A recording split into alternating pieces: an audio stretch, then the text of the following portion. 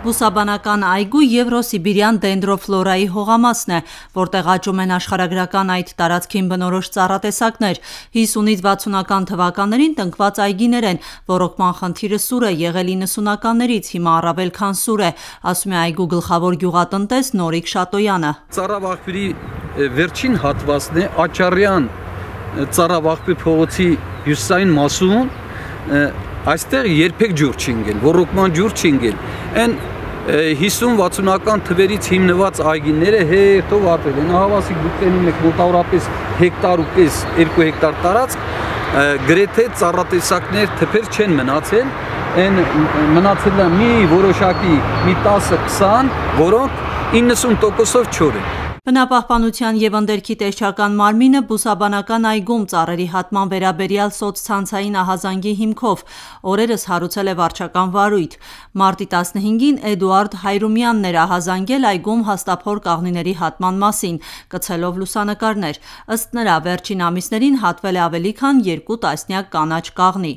Բուսաբանական այգու տարածքի զննությամբ արձանագրվել է 35-ից 74 սանտիմետր տրամագծով 34 կաղնու կոճղ։ Ըստ տեսչական մարմնի, ծառահատման հետևանքով բուսական աշխարհին պատճառված վնասը կազմել է 16 միլիոն 570 հազար դրամ։ Ապօրինի է եղել գործողությունը, թե ոչ, պարզ կլինի քննչական գործողություններից հետո։ Հայտնի է, որ վարույթի նյութերով առերևույթ հանցանքի մասին հաղորդում է ներկայացվել քննչական կոմիտե։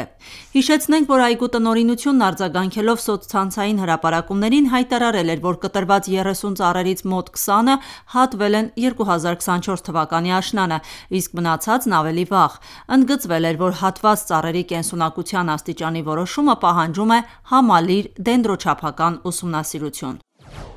Նորիկ Շատոյանը 2020 թվականից բուսաբանական այգու գլխավոր գյուղատնտեսն է։ Ասում է, որ սանիտարական հատումներն այգեգործական աշխատանքի կարևոր բաղադրիչն են։ Դրանք անհրաժեշտ են այգու կենսունակությունն ապահովելու համար։ Բուսաբանական այգու գյուղատնտեսն եմ ես։ Ինչ է նշանակում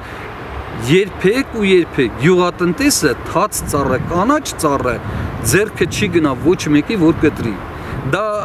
գյուղատնտեսի երթումն է, ոնց բժիշկներն են երթում, գյուղատնտեսը երբեք կանաչ ծառը չի հատի։ Առանց հիմնավորման, այն էլ բուսաբանական այգում որևէ ծառ չի կարող հատվել, ասում է Շատոյանը։ Մոտ 60 տարեկան հաստաբուն կաղնիները հատվել են մասնագիտական խմբի եզրակացությունից հետո և տեղափոխվել պահեստային մաս։ Բուսաբանական այգու դենդրոֆլորաների հողամասերի համակարգող Արթուր Պետրոսյանը ծառահատումը նույնպես այգու խնամքի շրջանակում է դիտարկում։ Ընդհանուր առմամբ հողամասը և ընդհանուր այգին, ինչպես մնացած բոլոր կանաչ տարածքները,